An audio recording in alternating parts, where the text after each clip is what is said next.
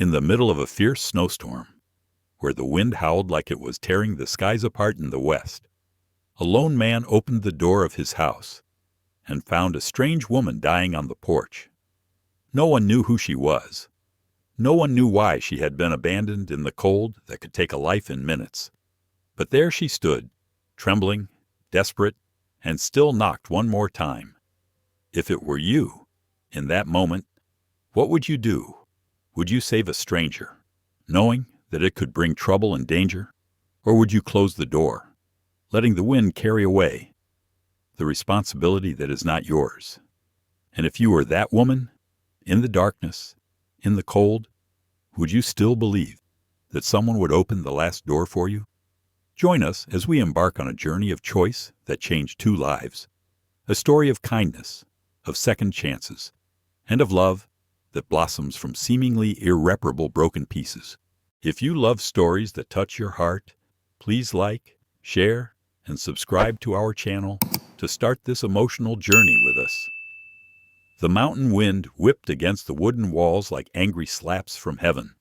Snow was thrown in white swirls, trailing with a roar across the Bighorn Mountains.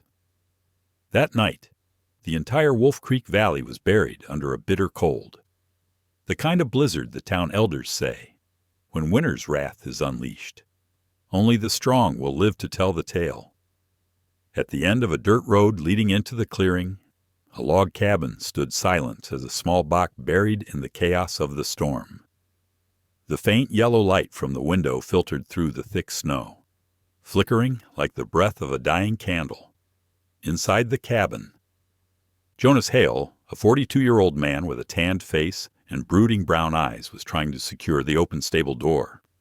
He wore only an old cowhide coat, frayed wool gloves, and a scarf his wife had knitted around his neck the winter she died. Jonas rarely let his memories drag him back into the past. But on stormy nights like these, the image of the woman he loved still appeared as a blur in the corner of his vision. The wind was blowing so hard that Jonas had to use all his strength to keep the stable door from banging. Still, he could hear the sound something small, faint, lost in the howling of the storm, a call or a knock. At first, he thought he had misheard. Blizzards have a way of deceiving the ear. But then, as he turned to walk back to the cabin, it came again, louder this time, but still faint as a hiccup. 42 years of living in the West taught Jonas one thing. There are calls that do not come from the imagination.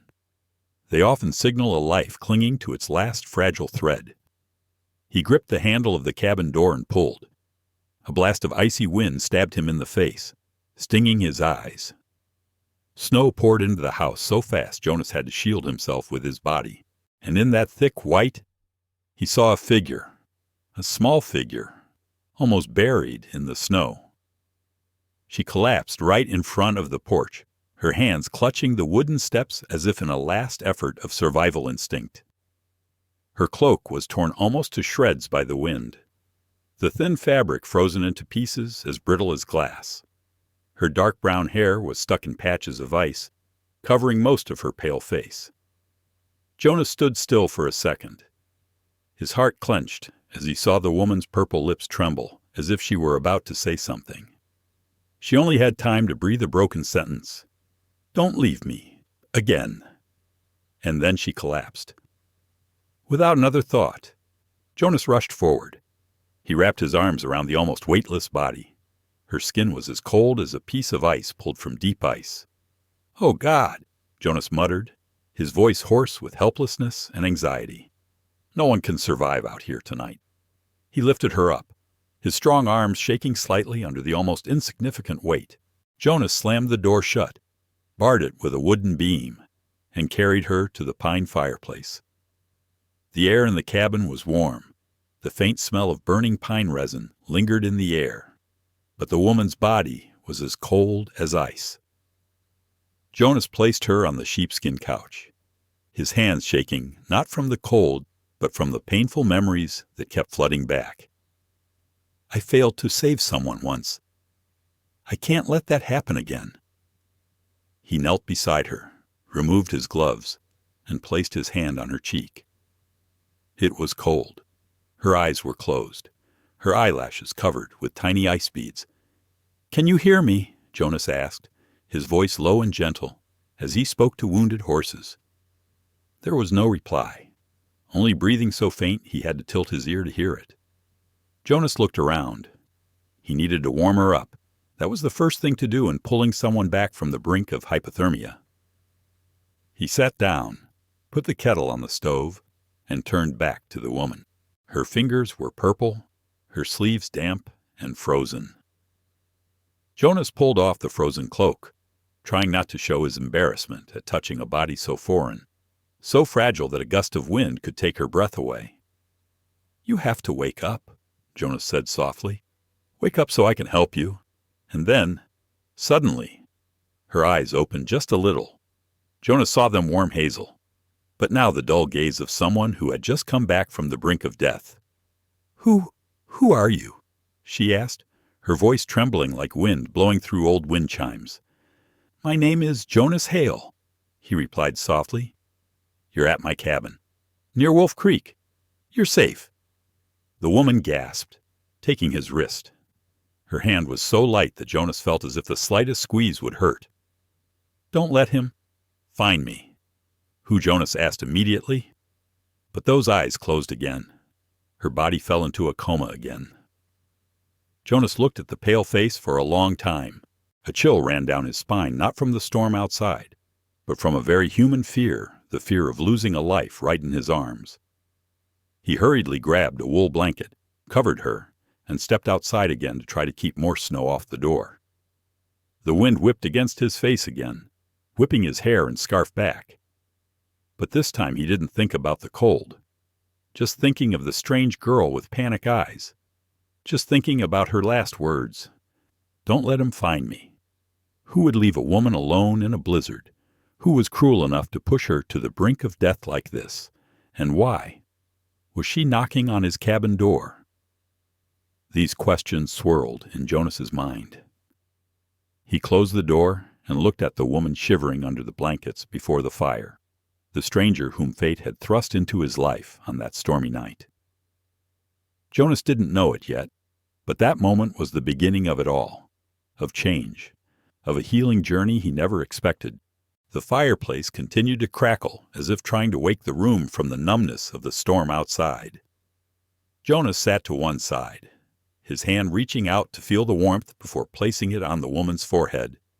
Each time his fingers touched the skin, he felt a slow but heavy anxiety rise, like a wet log being licked by fire, not burning, but always smoldering. In all the years he had lived alone in this vast land, Jonas had almost forgotten what it felt like to have someone breathing under his roof. The presence of the strange woman made the cabin seem larger, though in reality nothing had changed. Perhaps it was because the empty space in his heart, as still as a frozen lake through many cold seasons, trembled slightly at the touch of someone. The water in the kettle was boiling, steam rising before his eyes. Jonas poured the water into a wooden cup and added a few leaves of the mint tea he used when he was sick. He let the tea steep for a moment before returning to the woman's side. She was more awake, her eyelids fluttering slightly, but still heavy. When Jonas lifted her head to bring the cup of tea to her mouth, she forced her eyes open, as if to make sure this place wasn't a mirage in the blizzard. "You are Jonas." "Right." Her voice was a dry whisper, like wind coming through a crack in the door. Jonas nodded slightly, holding his teacup steady so she wouldn't spill it. "Yes, you're safe. Have some tea. It'll help warm you up." The woman tried to take a sip. Even though the steam was hot on her lips, her body was still shaking. Jonas put the cup down and handed her another blanket. "What is your name, if you are well enough to say it?" She was silent for a moment. Jonas understood from her hesitation that the question touched on something deeper than a mere name. After a long moment, she took a sharp breath. "Clara! Clara Whitford." Jonas repeated the name silently in his head, as if to memorize it with all his might. It matched the warm brown eyes that flickered across her face when she woke. the way she clutched his wrist in panic, and the strange feeling that made Jonas unable to take his eyes off her. She spoke very softly, almost confessing to the darkness in the room. "I don't know how I got here. I just remember the wind was so strong. I was so scared. I thought I was—" She couldn't go on. Jonas knew what she wanted to say, but he didn't need to hear it all. She was alive. That was what mattered. His voice softened without him even realizing it. Clara closed her eyes. Hot tears stimulated her still-cold veins. She called out softly, as if afraid that the words would shatter the temporary peace that embraced her. "I really thank you." Jonas shook his head again. "No thanks." "She knocked on my door. I was just doing what anyone would do." Clara opened her eyes, looking at him as if to make sure he wasn't lying. This woman seemed to have suffered too much abandonment to believe in kindness so easily. The wind outside picked up again, rattling the windows 3 times. The cabin felt as if it were being pulled taut by the force of nature. Jonas stood up and added a few more logs to the fire. His face was tilted in the firelight, a thoughtful expression etched into it over the years. Clara looked after him. There was gratitude mixed with wariness in her eyes, as if she had fallen off a cliff and wasn't sure if the person in front of her was real land to hold on to. Jonas boiled some more warm water, found a clean towel, and returned. "I need to warm your hands and feet. Can you move?" Clara tried to lift her arm.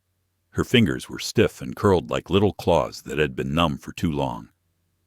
Jonas did not ask any more questions. He touched her hand, inch by inch, gently, as if afraid of hurting her. His fingers were accustomed to reins, axe handles, and hard work on the ground. Yet when treating Clara, every movement became surprisingly small and meticulous. The warmth spread from the towel to her skin. Clara shivered slightly, not sure if it was from the cold or from the feeling of being cared for so gently by a stranger. After a long while, Clara whispered, "Why are you out in the stables at this time of day?" Jonas looked at the fire for a moment before answering. "Not everything is timed well. The storm hit just as I was giving the horses some final peace of mind for the day. I had intended to wait until it passed before returning to close the stable door. But the wind was so strong that the door flew open. I had to fix it." Clara let out a small, almost emotional sigh. "If you had come in a little earlier, I wouldn't have had the chance to." She paused, as if unable to bring herself to say aloud what she had just escaped. Jonas put his hand on her shoulder. His hand was firm and warm, and Clara felt the presence of someone who had no intention of abandoning her for even a moment. "Don't think so. The important thing is that she knocked on the door at the right time." That sentence made Clara look at him for a long time. In her eyes, there was a bit of doubt and a deep sadness, but underneath that layer, there was a small ray of hope, like a flame trying to cling to a branch in the windy night. Jonas put the logs back in the stove and returned to Clara. She was calmer, her breathing no longer shaky as when she had first come in, but her eyes were still fixed on the window, as if she were afraid someone would come looking for her at any moment. Jonas did not ask. He was in no hurry. This woman had just escaped death, her body and mind as fragile as the early frost on a lake. But he knew one thing. The fear was not vague. It had a shape, a name, and it was lurking somewhere out there. She didn't have to run from the storm. She was running away from someone. A question rose silently in Jonas's mind. He did not say it aloud, but it was there, like the neighing of a horse in the night. "Who made you use your last breath to come to my door?" Clara closed her eyes, unaware that Jonas was still looking at her, the way one looks at something fragile that has been unintentionally entrusted to them. Outside, the storm still howled in waves, but inside the cabin, warmth was beginning to return, not only to Clara, but also to Jonas, who had not heard anyone's faint breathing in the otherwise silent house for so long. A long night lay ahead, but that night they both knew they were about to embark on a journey neither of them had anticipated. The only sound in the room was the crackling of the firewood, and amidst those quiet sounds, fate was gently weaving the threads of life of the two people sitting next to each other. Their lives, which they did not know, would change from this moment on. Morning came slowly in the thick of the storm. When Jonas opened his eyes, heavy from the night's vigil, the pale light filtering through the steamed glass showed that the snow was still falling, not as hard as the night before, but thick enough to make the only road into town disappear under endless white sheets. He ran a hand over his face and slowly stood up to rekindle the fire. When the logs began to glow red, Jonas turned to look at Clara on the bench. She was still sleeping, her breathing more even and her face less tense than when he had carried her in from the storm. There was still weariness in her lashes, but there was a fragile peace Jonas had rarely seen in someone who had been through danger. He stood watching for a long moment. The feeling of another breath in the cabin made the space seem warmer despite the storm. Jonas looked away and walked quietly to the kitchen corner. Trying not to make a sound, he poured coffee into the pot, added water, and set it on the cast-iron stove, the familiar aroma spreading. The smell woke Clara up. She blinked several times, as if wondering where she was. Jonas noticed the confusion in her eyes and spoke in a low but gentle voice. "Are you okay? If you feel dizzy, lie down longer." Clara sat up very slowly. Jonas's shirt she was wearing was loose enough to cover half her body, but she held the edges gently, as if trying to hold on to the fragile sense of security she had found.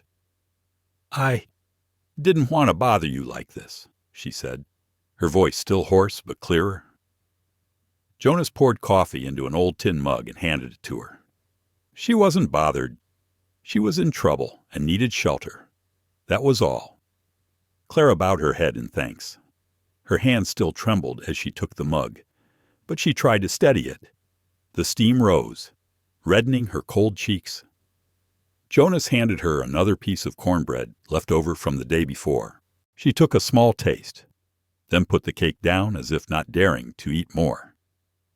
"If it weren't for you last night, I wouldn't have lived until this morning." Jonas did not answer at once. He tried to close the door with another piece of wood to keep out the draft, then turned back to Clara. When he saw the moist eyes she tried to hide, a strange feeling arose in his chest. Jonas spoke softly, loud enough to be heard over the crackling fire. "Don't think about it. She's here. That's what you should keep in mind."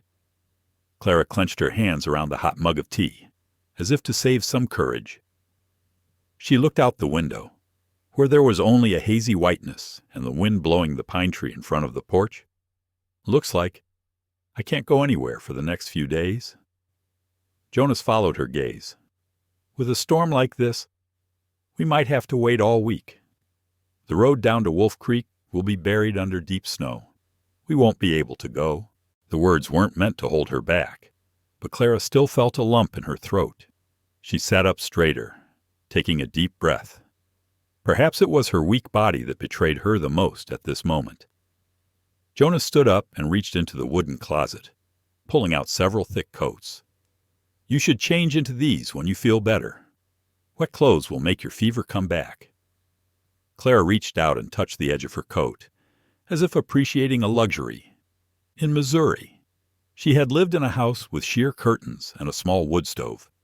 But since her father died and her life spiraled into debt, warmth had become a rare commodity. This cabin, simple but strangely warm, perhaps because the man before her lived with hands that knew how to take care of every little thing in the house, every horse, every bale of hay, and now even a strange woman. Jonas pulled a chair closer to the fireplace. He gestured to the place beside him. "Sit closer to the fire. You're still cold." She walked over and sat down, her bare feet resting lightly on the sheepskin rug. It was so warm she could feel her feet, after hours of numbness. Clara shivered, but this time it was from the heat seeping into her healing skin. Jonas sat opposite, a small knife in his hand, shaving some pine wood to prepare for the evening fire. His movements were slow and deliberate, a habit that came from years of living in the wilderness. Clara looked at those hands. They were the same hands that had held her through the storm, the same hands that were keeping her from being afraid. She unconsciously tightened her grip on the blanket wrapped around her, her voice low. "Jonas, I want to ask something. If it's not too sudden." Jonas stopped the knife and looked up. "Just say it." Clara hesitated for a few seconds. The wind blew against the window again, making her start. Then she regained her courage. "Last night, I told you not to let him find me. Do you remember, Miss?" "So?" Jonas leaned forward a little, his gaze unsearching but steady enough that Clara felt she could speak. She took a deep breath. "He was the one who left me on the street when the storm started. I didn't think I would survive, but I tried to run away. I didn't want to see him again." Jonas was silent. The silence did not make Clara feel alone. On the contrary, it made her feel heard, believed. Jonas asked softly, "Who is he?" Clara looked down at her hands that were shaking slightly in her lap. "A man I came here to marry. But maybe he never really wanted a wife. Just someone to boss around." Jonas couldn't help but sigh. Not a sigh of disappointment, but more like the sigh of seeing something that hurt him. He spoke slowly, each word clear. "You don't need to worry about anything here. No one will find you in this storm. Let your body recover first." Clara looked up at him. There was gratitude, pain, relief in her eyes that touched the fire, and something else she couldn't name. Jonas stood up and handed her the soft towel that had been hanging on the line overnight. "Wipe your face. You'll feel better." Clara took it, her hands softening at the touch of the warm fabric. There was a long pause. The storm outside still raged, but inside the cabin, this morning seemed much warmer than yesterday. Perhaps, sometimes warmth does not come from fire, but from the presence of someone willing to sit beside you in your weakest moment. The third night passed in a strange silence. Jonas was accustomed to the howling wind that followed storms through the mountains, but this morning, when he opened the door and stepped out onto the porch, the wind had died down to a heavy sigh, as if the storm had exhausted its strength and was retreating from the valley. Snow still covered the ground, so thick that Jonas's feet sank almost ankle-deep into the snow. He took a deep breath, feeling the oppressive force of the storm that had just passed. The air was cold, but the sky was less hazy, a new day struggling to break through the thick, silvery clouds. Jonas returned to the cabin. Clara was awake and sitting near the cast-iron stove, her hands holding a mug of hot water. Her brown hair was dry and tied back, framing a pale but delicate face. She looked better, though her eyes were still rimmed with fatigue. Jonas noticed her looking out the window, her eyes filled with worry. "What do you think?" Clara jerked slightly, then shook her head slightly. "Nothing. It's just, the calm after the storm always strikes me as unbelievable. Like it's just the calm before something else happens." Jonas knew the feeling. The western prairies were never quiet for long. When nature stopped roaring, men began to stir up trouble. He sat down across from her, placing a piece of cornbread and the smoked venison he had just cut on the table. "She needs to eat more. Her body is still weak." Clara nodded, but continued to eat slowly, each bite small, as if trying to be polite. This restraint puzzled Jonas. He was used to Western women who ate healthily because they had to work as hard as men. But Clara looked like someone who had lived too many days in poverty and had developed the habit of starving more than eating. The wind outside suddenly blew strongly, causing the window to shake. Clara put down the cake, her hands clenched. Jonas realized she was shivering, even though it was warm in the cabin. "What are you afraid of?" She was silent for a moment. Jonas waited, not pressing. Finally, Clara took a deep breath. "I'm afraid he'll come." Jonas did not dodge the statement. He won't come on snowy days like this. Clara looked at Jonas's face, as if searching for some solidity in his words. But before she could say more, another sound came from the distance. A heavy, steady sound, not the wind. Clara straightened up, her eyes wide. Jonas stood up too. His ears were trained by years of living in forest and prairie. He recognized the sound not as the roar of nature, but as the sound of horseshoes pounding the snow. 1, then 2, then 3 hours. Jonas closed the cabin door and went to get the gun hanging in the closet. He did not raise it, just held it ready in his hand. Clara stood still, her breathing slightly ragged. "Is anyone really coming?" Jonas nodded slightly. "I don't know who it is. But you stay in here. Don't stand near the door." Jonas stepped out onto the porch. His eyes narrowed against the dim light and the light snow drifting in the breeze. 3 figures on horseback approached against the white expanse. At the head of the pack was a large man, broad as if he had been carved from a windbreak. His black leather coat was covered with snow, its collar turned up. A wide hat hid most of his face, but Jonas knew who he was by the shape. Victor Harrow, the most powerful man in Wolf Creek, who owns half the valley and wants the other half. Jonas kept his voice calm, though his feet were as firm as tree roots in the ground. "Who are you looking for?" Victor pulled on the reins and brought his horse to a halt right in front of the yard. The wind blew silver hair around his temples, revealing the confident face of one accustomed to giving orders. "I think you know exactly what I'm here for." "Jonas Hale."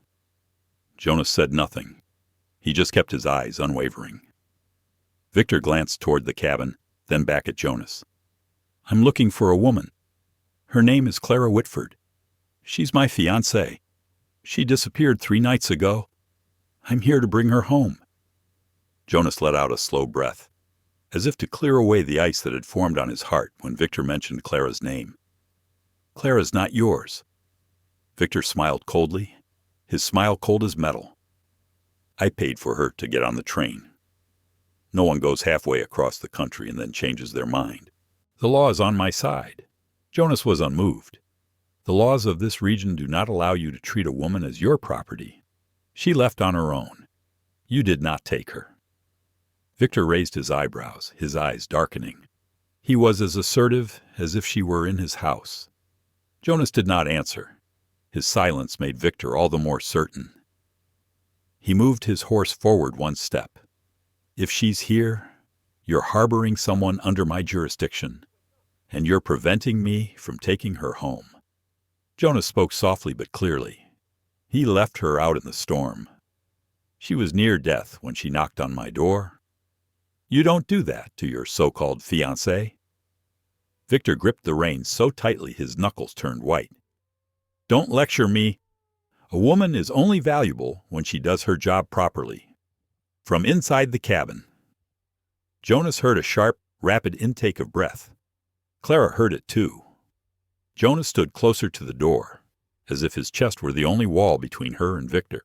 Victor moved closer, his eyes like knives forcing Jonas back.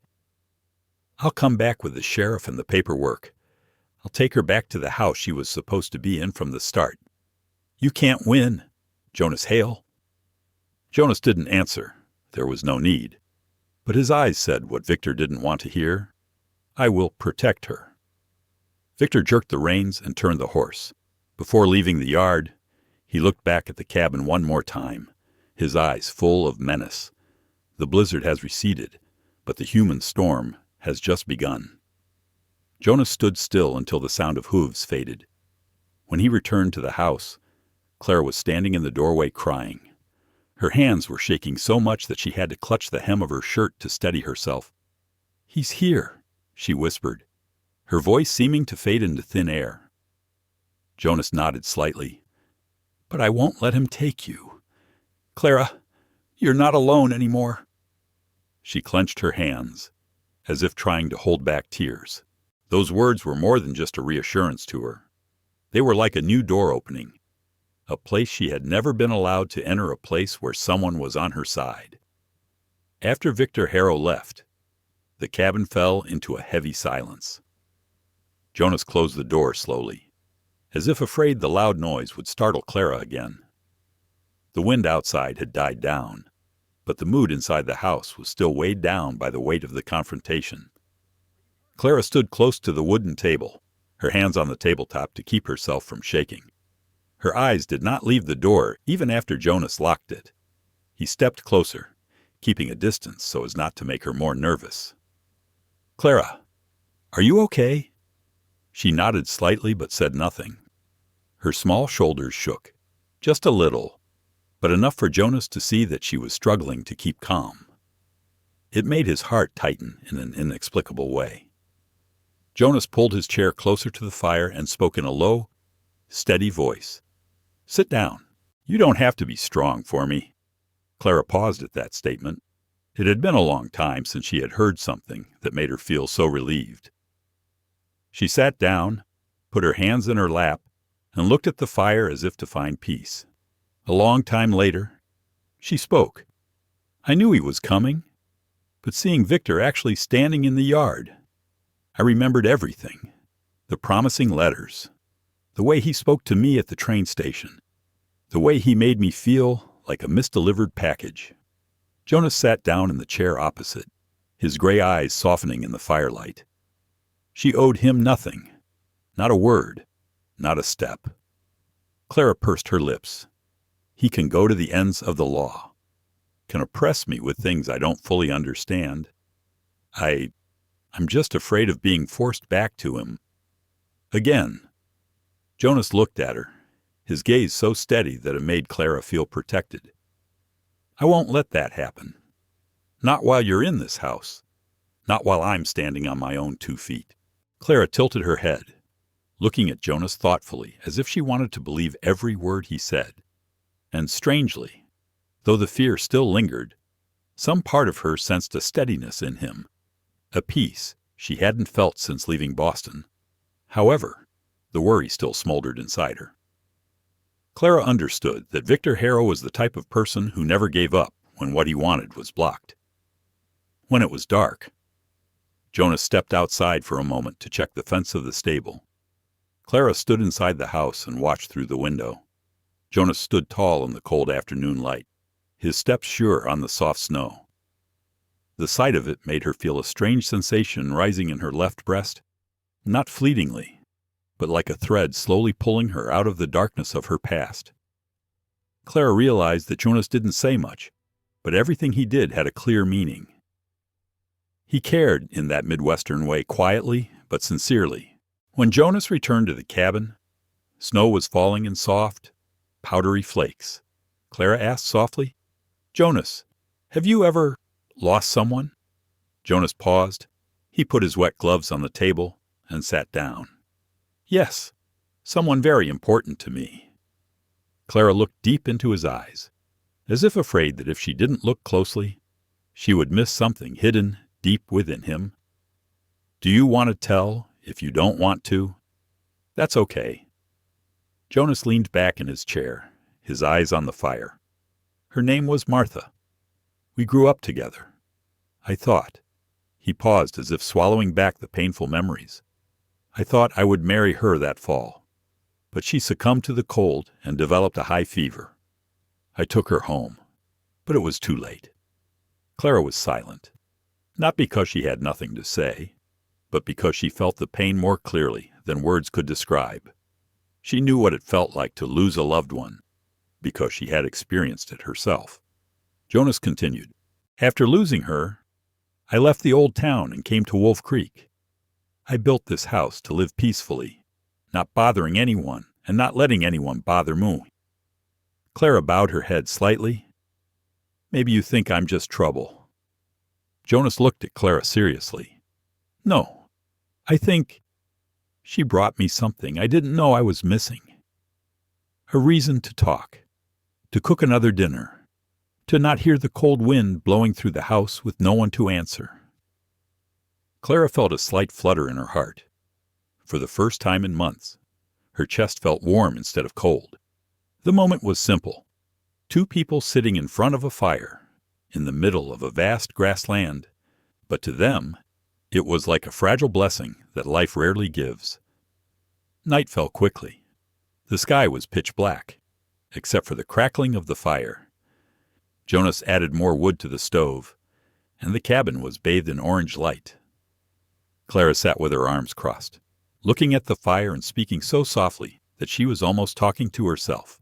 Jonas, what if he really does go back to the sheriff? He could make up a story. He could make people believe I owe him something. Jonas placed his hands on the table, large and rough from work. Clara, I've lived in this town long enough to know who's fair and who's not. Sheriff Henry isn't one to be bribed, but I understand your fear. I'll go see him tomorrow. We need to get this all sorted out before Victor makes a big deal out of it. Clara nodded, but her eyes were still not completely at peace. She said softly, I don't want anyone to get into trouble because of me. Jonas looked at her for a long time before answering. Clara, sometimes people stay because it feels right, not because of the hassle or the problems. You don't bother me. You just give this house a warmth I've forgotten. A small breath escaped Clara's lips.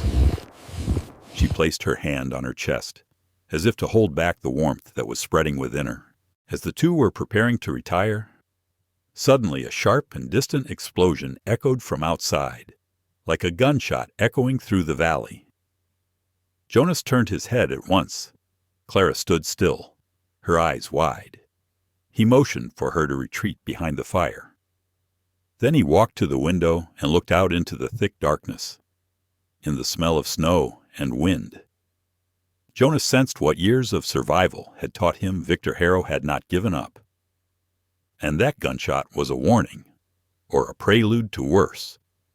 Clara walked closer to him and asked softly, What's up? Jonas kept his eyes on the darkness outside. I'm not sure, but I do know one thing. We have to be prepared. Everything has changed since he appeared in the yard. Clara clenched her hands, but this time she didn't tremble as much as before. Jonas, I believe you. The words came as lightly as a breath, but they made Jonas feel a new responsibility, greater than any he had ever borne. Someone who believes in you, someone who needs your strength, and he won't let her down. The gunshots in the night rang in Clara's head like an alarm. She sat on the edge of the bed, her hands clasped together, listening to the wind sweep across the roof. Jonas stood by the window, his broad shoulders tense as if holding the sky up. No one said another word until the fire in the hearth had died down to only glowing embers. Finally, Clara spoke softly. Jonas, do you think that gunshot was meant for me? Her voice was soft and hoarse, like water frozen for too long. Jonas turned, his eyes stern but reassuring. Clara, gunshots are not uncommon in the prairie. It could just be someone hunting at night. But my instinct is that Victor hasn't let go yet. That doesn't mean he's going to hurt you right now. Let's just stay calm. Clara nodded, though her heart still clenched. The worry wasn't just from Victor, but also from knowing Jonas was taking it all on for her. Her presence was putting him in danger, something she never wanted. Let me know if there is anything I can do, she said, her voice soft but determined. Jonas looked at her for a long moment. Then he put his thick coat down on the chair and said, All you need to do now is rest. We'll see Sheriff Henry tomorrow. We'll talk things out loud, clear and fair. Clara pursed her lips slightly at his determination. And you? Where will you sleep? Jonas narrowed his eyes slightly, as if about to say something, but then stopped. If there's one thing I can be sure of tonight, it's that I'm right here. Don't worry. I'll be resting in this chair. You can sleep peacefully. Clara bowed her head slightly, her eyes filled with gratitude. Although the cabin was only half the size of her Boston apartment, she had never felt so safe. She climbed into bed and pulled the thick blanket over her. Jonas was still sitting near the fire, his hands clasped together, his eyes looking out the small window. The firelight illuminated his stern face, creating outlines that looked like they were carved from stone. To Clara, his silence was not as cold as Victor's, but more like the silence of someone who had experienced much loss and was trying to protect what little peace he had left. After a while, Clara spoke in a soft voice. "Jonas, if you're tired, get some sleep. I don't want you staying up all night for me." Jonas did not turn around, just spoke in a low voice. "Clara, I'm used to long nights, and I'm not here out of obligation. I'm here because I want to." The words echoed in Clara's heart like a warm stream spreading to the places that seemed to have withered. She turned her face to the wall to hide the glistening tears that had just fallen from her eyes. "Thank you," she said softly. Jonas looked at the small back for a moment. He said nothing more, but slowly pulled the thin blanket over himself and leaned his head against the arm of the chair. He did not fall asleep immediately, his ears still listening to the sound of wind, the sound of falling snow, and the faint footsteps in the forest that only those who had lived long enough on this land could recognize. But that night was strangely silent. No strange sounds, no footsteps, just the white darkness surrounding the cabin like a cold blanket of the steppe. The next morning, the sun shone weakly through the ice on the windows. Clara woke before Jonas moved. She found him sitting in the same position, his head tilted slightly, as if he had slept for a moment and woken up at the change in the wind. She sat up, her eyes softening when she saw him. "Jonas, you don't have to watch me all the time. I'm not a child." He opened his eyes, giving a rare slight smile. "I know, but last night I couldn't rest assured to sleep before you." Clara stood up, wrapping a thick scarf around her neck. "Let me make breakfast. I want to repay you for your kindness." Jonas looked like he was about to protest, but then he nodded. "Just don't use salt instead of sugar." Clara smiled for the first time since arriving at Wolf Creek. "I'm not that clumsy, but I'm not used to Western cooking." She lit the stove and felt the warmth spread around her hands. The warmth gave her a very special feeling. It was as if life here was gently opening up to her, little by little. While she was preparing breakfast, Jonas went out to get some water from the well. When he opened the door, the snow from the night before was thick and knee-deep. The sky was gray and silent, as if to say that it was not over yet. Jonas looked along the distant woods. There were no footprints, but there were a few tracks in the snow, as if someone had stood still and looked toward the cabin. The signs were so faint that if you didn't look closely, you would have thought they were just the work of the wind. He bent down and lightly touched the snow surface. New, since last night. Jonas stood up straight, his eyes narrowing. He didn't want to frighten Clara, but he knew Victor Harrow wouldn't budge. As he brought the water back into the house, Clara smiled slightly. "Would you like coffee or tea?" Jonas put down the bucket of water and looked at her intently. "Coffee. But first, we have to talk." Clara stopped, her eyes flashing with worry. "What did you find?" Jonas sat down, his voice calm but firmer than usual. There were signs of someone standing near the woods, even last night. Not close enough to be dangerous, but close enough to keep an eye on. "I'm not saying this to scare you, but we need to know the truth. Victor could have been around." Clara took a deep breath, then put the spoon down on the table. "I knew he wouldn't give up, but I didn't want to keep running. I was tired of being afraid." Jonas looked at her, his eyes filled with respect. "You don't have to run anymore. Clara, we'll face it. It won't be just you." Clara looked at Jonas, and for the first time, she no longer felt like a leaf being swept away. In his gaze, she saw a support as solid as a mountain rock. Breakfast that morning was simple but warm, like the new beginning they were entering. Afterwards, Jonas prepared the carriage to take Clara to see the sheriff. She put on a thick coat, wrapped a scarf around her neck, and stood in the yard looking at the cloudy sky. She asked softly, but not shaking, "Jonas, do you think the townspeople will believe me?" He gently placed his hand on the saddle, then looked straight at her. "Clara, the truth is stronger than rumors. Just tell me what you've been through, and I'll be right there." Clara inhaled, the fear still there but no longer overwhelming. Something stronger was speaking. Faith. Faith in herself and in the man standing before her. "Okay, let's go." Jonas nodded, then offered to help her into the car. In that moment, Clara knew it had just begun.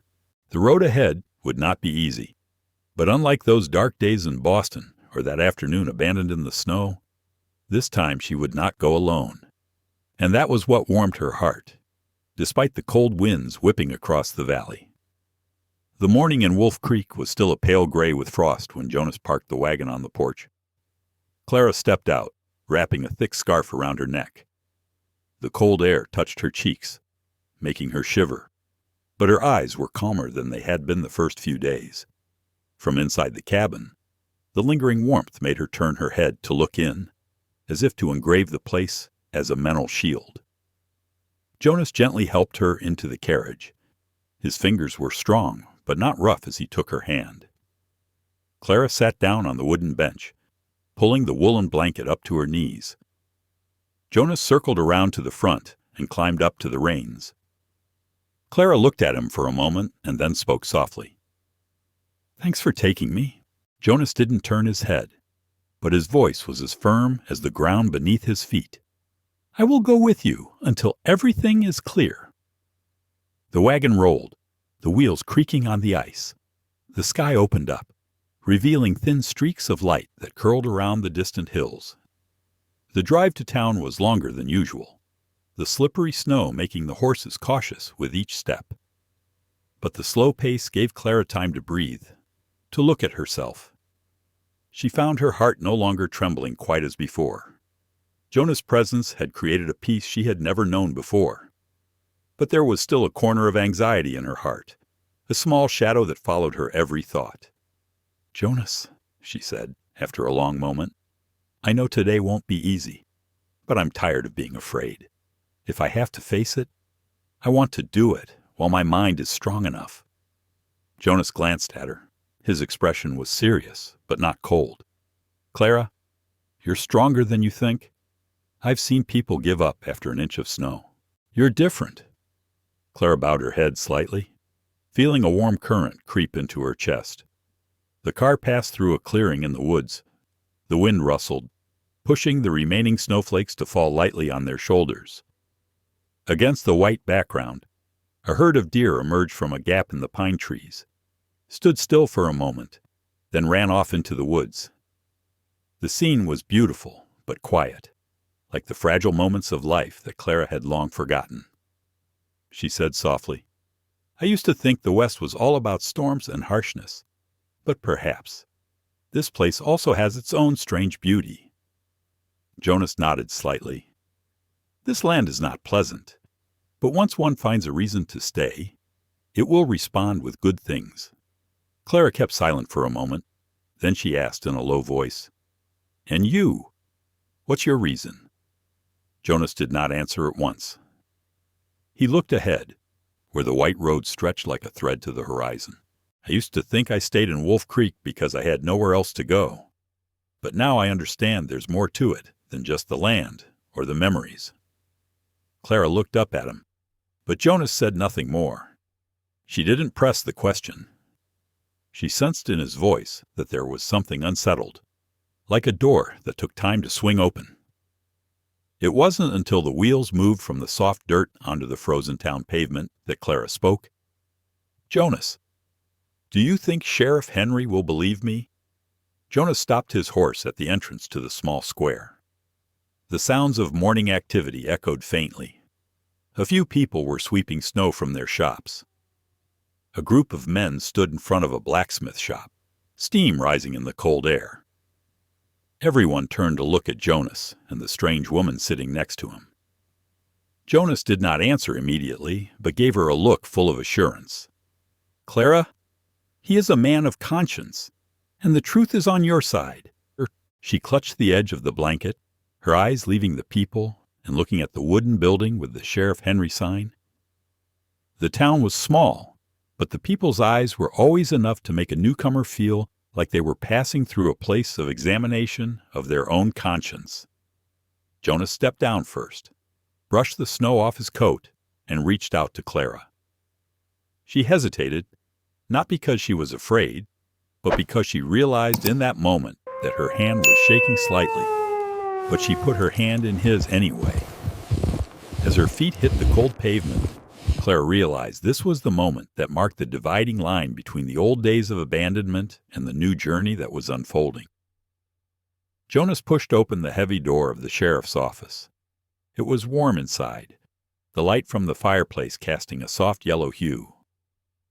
Sheriff Henry sat taking notes, his face stern but kind. When he saw Jonas, he looked up and nodded. "Jonas, you're here so early, and this must be Clara Whitford," Jonas said, standing aside to let Clara in. She had something to say about Victor Harrow. Sheriff Henry put down his pen, looking at Clara with an observant but non-judgmental gaze. He gestured for them to sit down. "Clara, please, say what you think necessary." Clara took a deep breath. It was her first encounter with law enforcement in the West, but strangely, she didn't feel threatened. Maybe it was Jonas' presence right next to her. Maybe it was the directness in Sheriff Henry's eyes. She recounted everything: the trip, the letters, her first meeting with Victor, how he abandoned her in the storm, and his appearance at the cabin the day before. The sheriff listened attentively, occasionally taking notes. No one interrupted. All the sounds of the street seemed to have died down, leaving only a heavy silence that seemed to add weight to the story. After Clara finished, Henry sat silently for a while. Finally he spoke. "Clara, I've known Victor for a long time. He's wealthy, but he's also unpredictable. I can't judge from words alone, but what you describe fits with the rumors. I'll send a telegram to Boston to confirm your family situation and check the marriage certificate he mentioned. For now, no one has the right to force you to do anything." Clara exhaled so softly it was almost inaudible. Sheriff continued, "You can stay at Jonas's house or wherever you feel safe. I'll have my men keep an eye out for any unusual movements from Victor." Jonas nodded. "I'll keep an eye on the cabin and on her." Sheriff looked at Jonas for a moment, then smiled slightly and meaningfully. "I believe you." Clara felt the air in the room heat up a little. She no longer felt like a throwaway. She was being listened to, believed. When they emerged from the sheriff's office, a thin light was streaming down the street. The wind was still cold, but no longer a knife-like blow. Clara stood on the steps, looking at the small town differently, less afraid, more hopeful. Jonas stood beside her, staring into the pale gray sky. "Clara, you did well." She turned to him. The wind blew a few strands of her hair. "Thanks to you, I have enough courage." Their eyes met. Not too close, not too hasty, but enough to create a moment of silence that made both their hearts stop for a beat.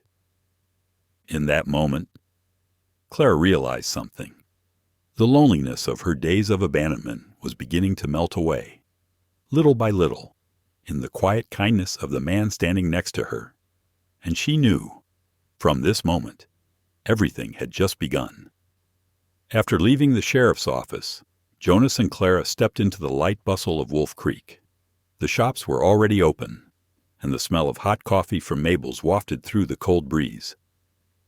People stood on their porches, whispering as they saw Jonas and the strange woman pass by. No one expressed ill will, but curiosity lingered like lingering mist. Clara walked slowly, her eyes scanning each face but not avoiding them. She was calmer than she had been that morning, yet part of her remained cautious, as if each step was on thin ice. Jonas kept a moderate pace. He wanted to make sure Clara wouldn't be overwhelmed by the stairs of this small town. "You did well," Jonas said softly, just loud enough for Clara to hear. She turned to look at him, her eyes softening. "Honestly, I don't know how I did it, but standing in Sheriff Henry's office, telling my story, I suddenly felt like I was no longer the one pushed to the edge." "It was because she was determined," Jonas replied. "She didn't shy away from anything." Clara was silent for a moment, then spoke softly. "And maybe because you were standing right next to me." Jonas did not answer immediately. He just lifted his cowboy hat to keep it out of the wind and continued walking. Without words. Clara sensed something very real in that silence.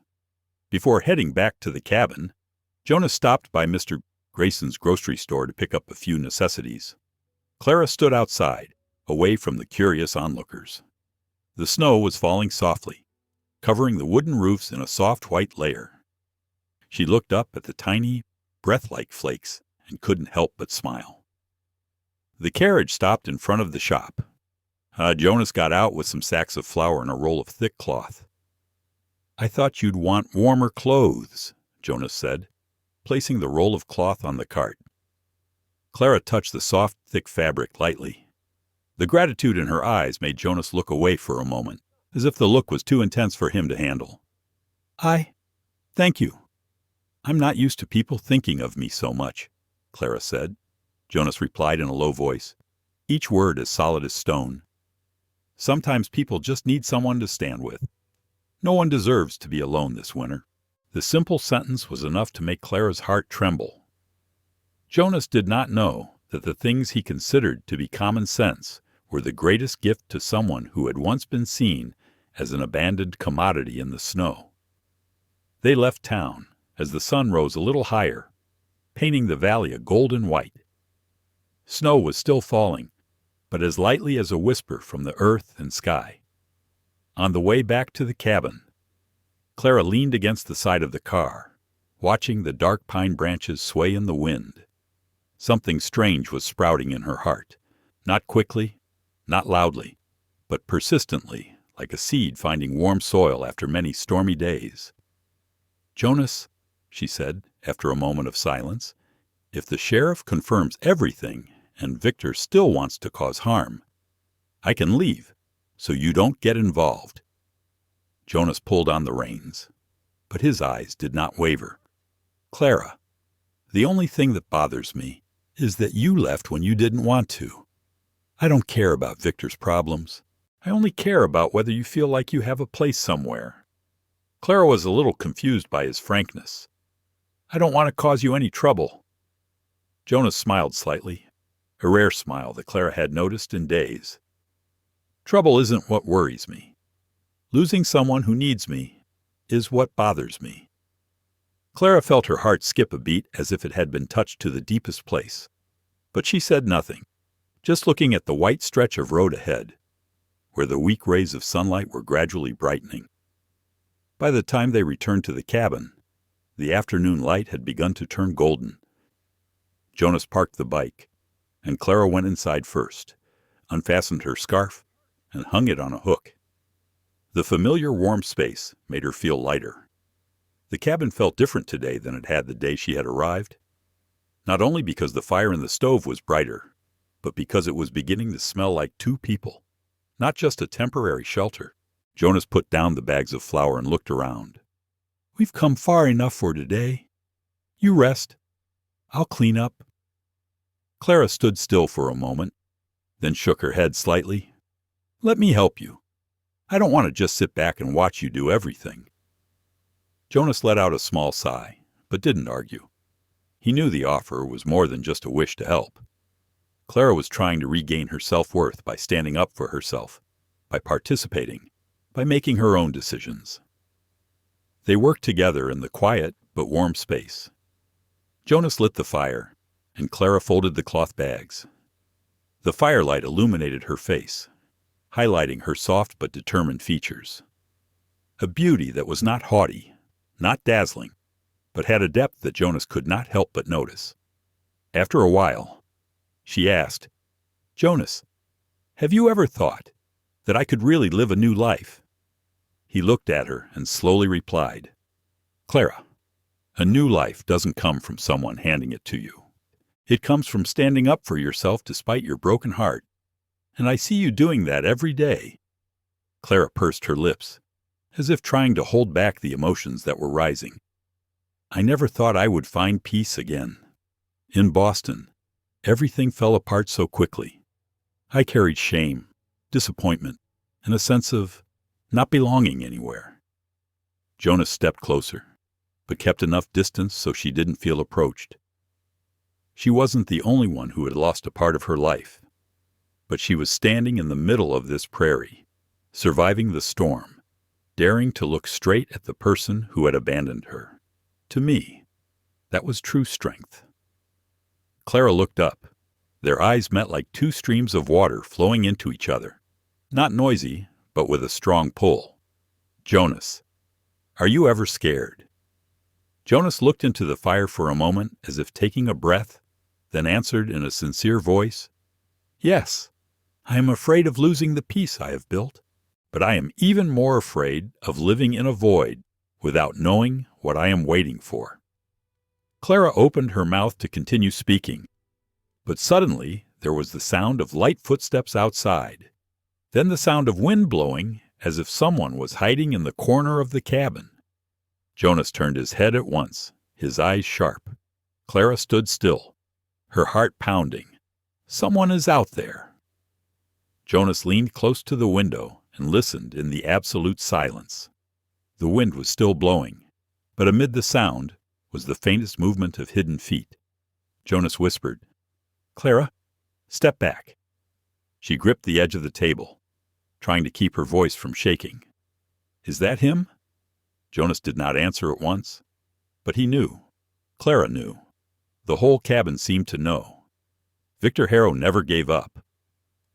In that moment of silence, all sounds of the prairie seemed to be sucked away. Jonas stood motionless by the window, waiting for the sound to repeat itself.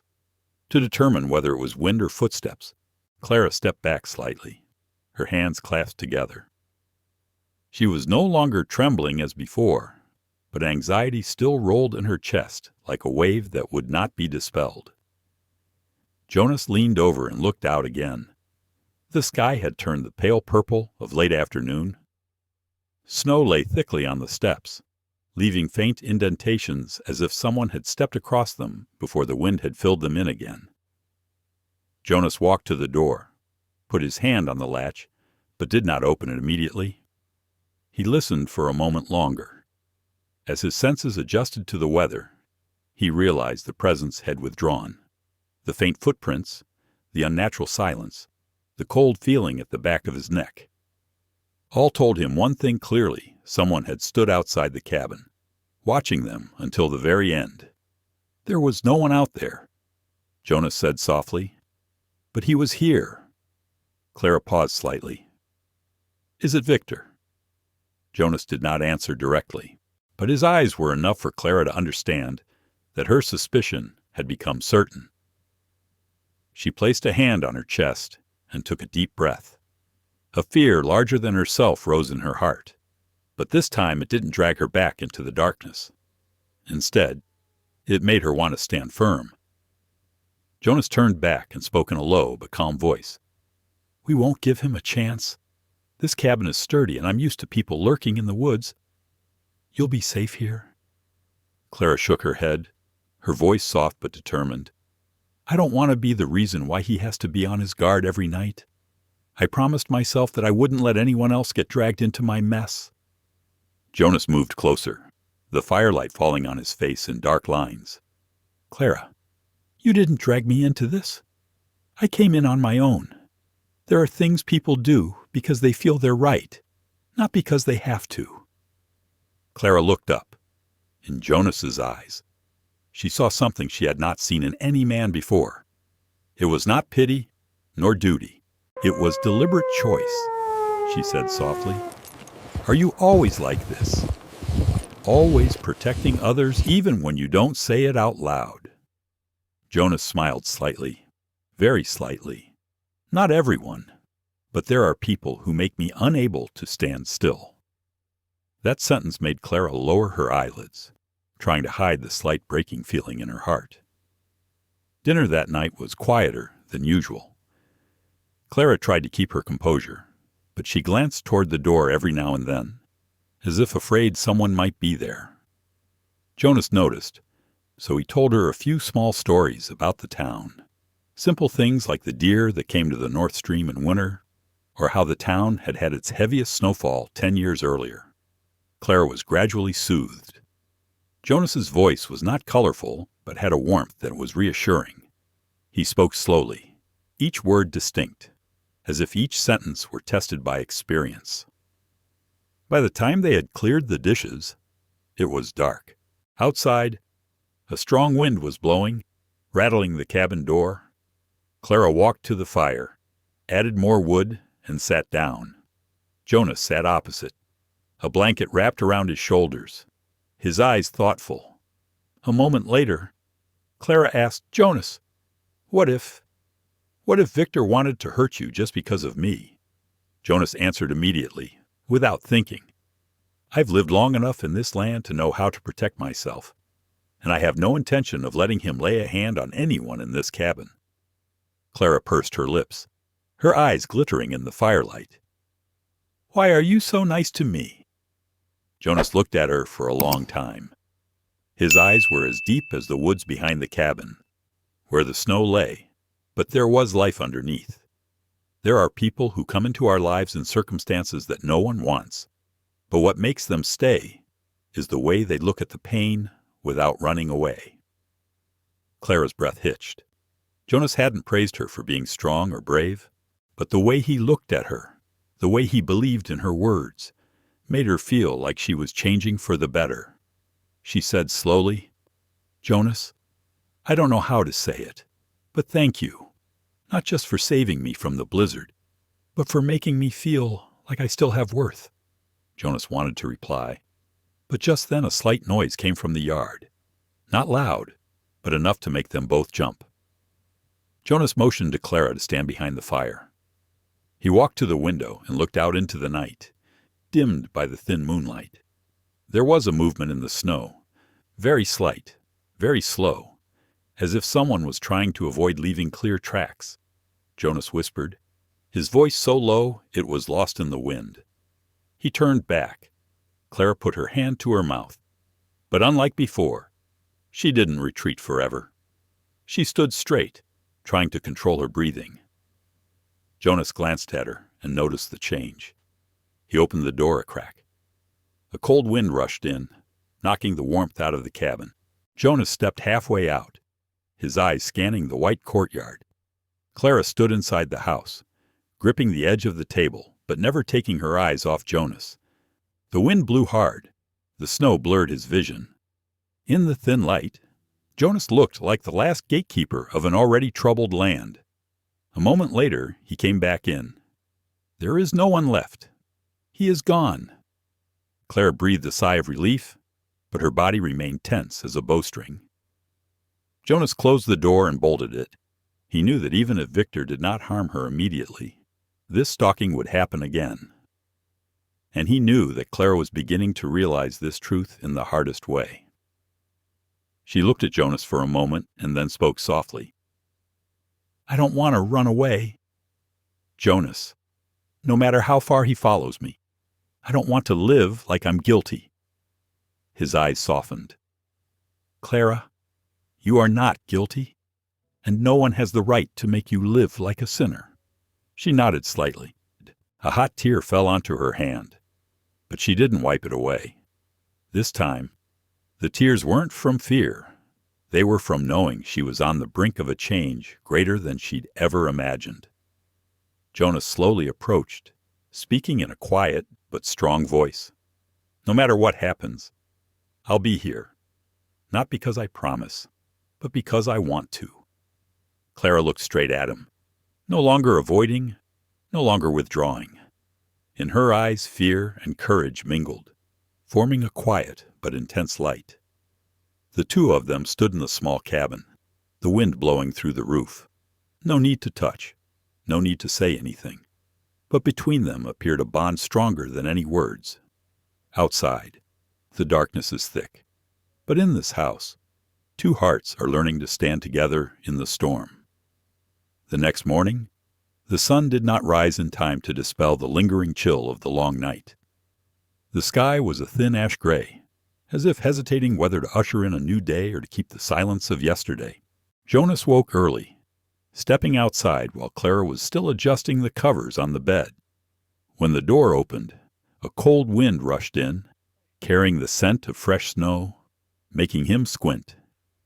The yard in front of the cabin was so white that the boundaries between grass and earth were blurred.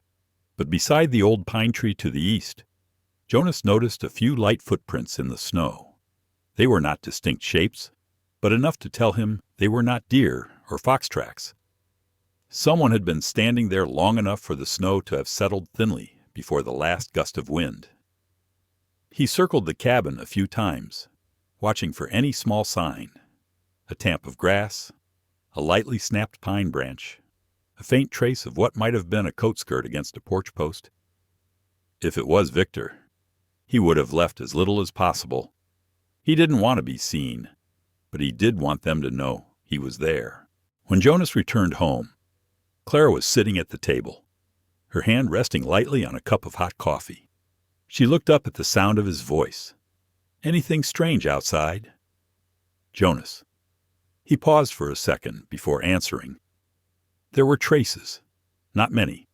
But someone was definitely standing in the yard last night." Clara squeezed the edge of the cup. "Do you think it was him?" Jonas put his coat on the hanger and walked over. "I don't want to speculate when I'm not sure. But it's a possibility." Clara took a slow, deep breath. Ever since the snow melted from her hair that fateful night, Clara had slowly learned to face the truth instead of running away.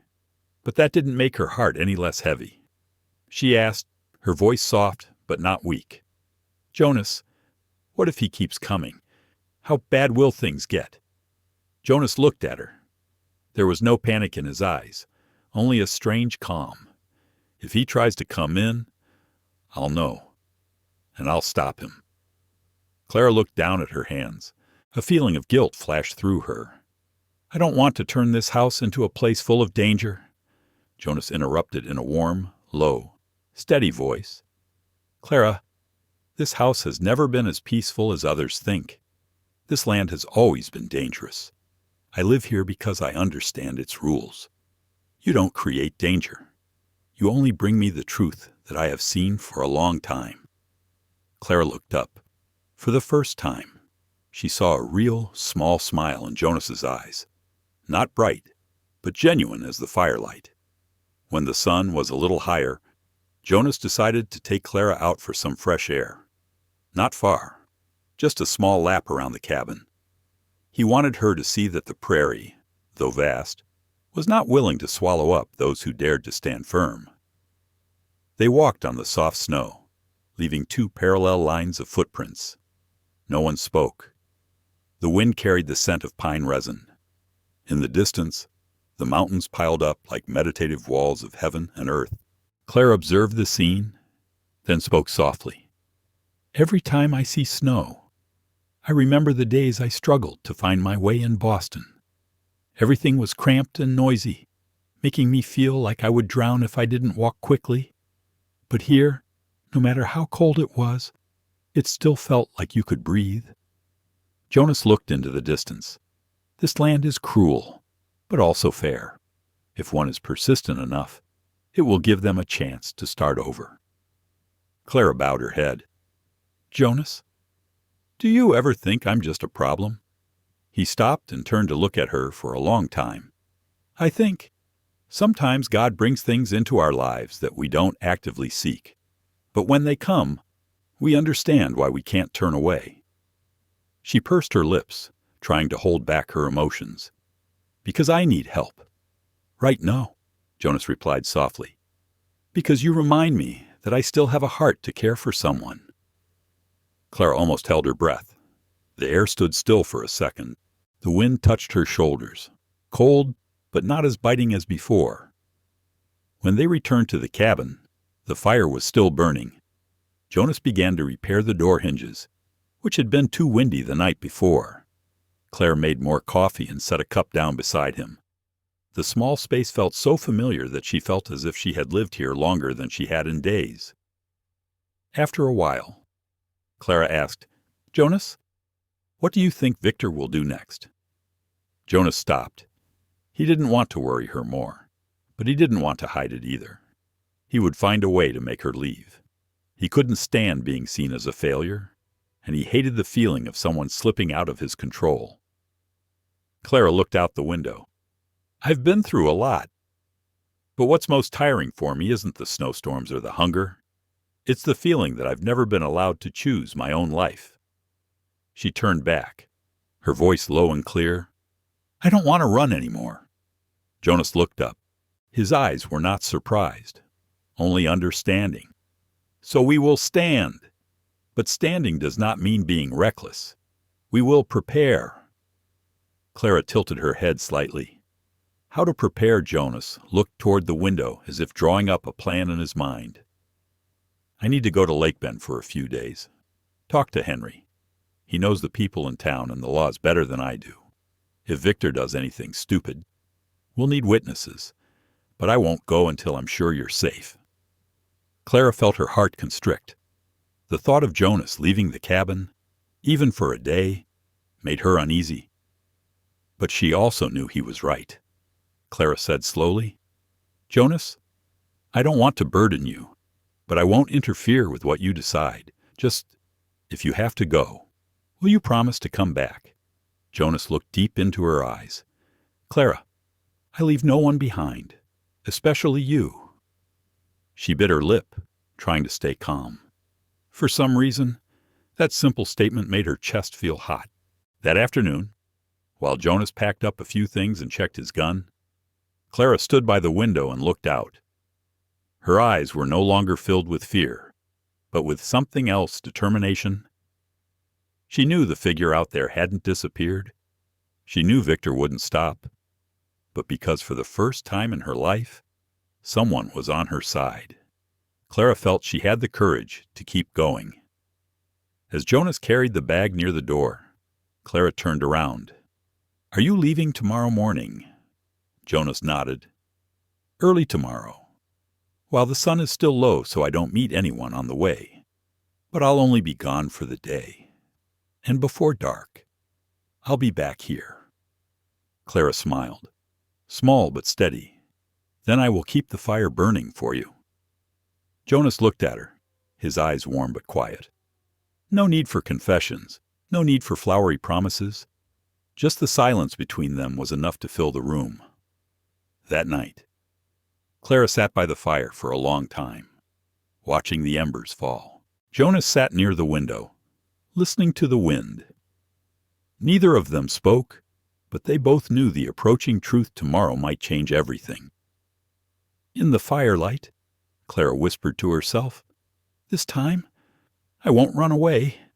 And outside, in the quiet darkness of the snow-covered pine forest, it seemed as if someone was watching. It was not yet dawn when Jonas was awakened by the sound of wind blowing through the crack in the door.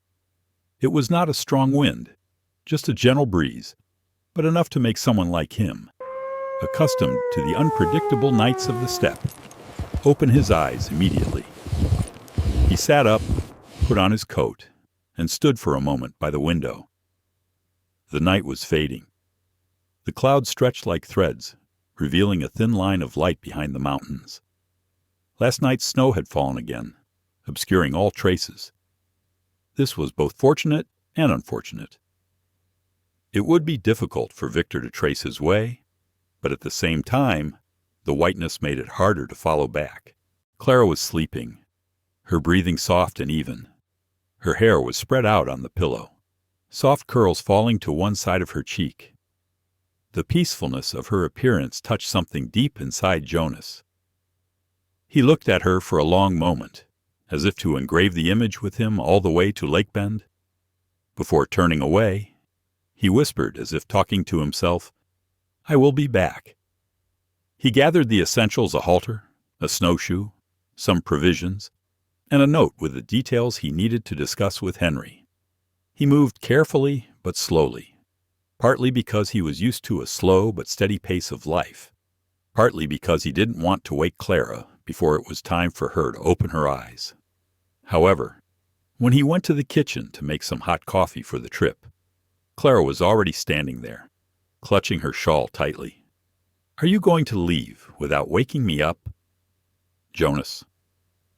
Her voice was low and hoarse, as if still misted with sleep.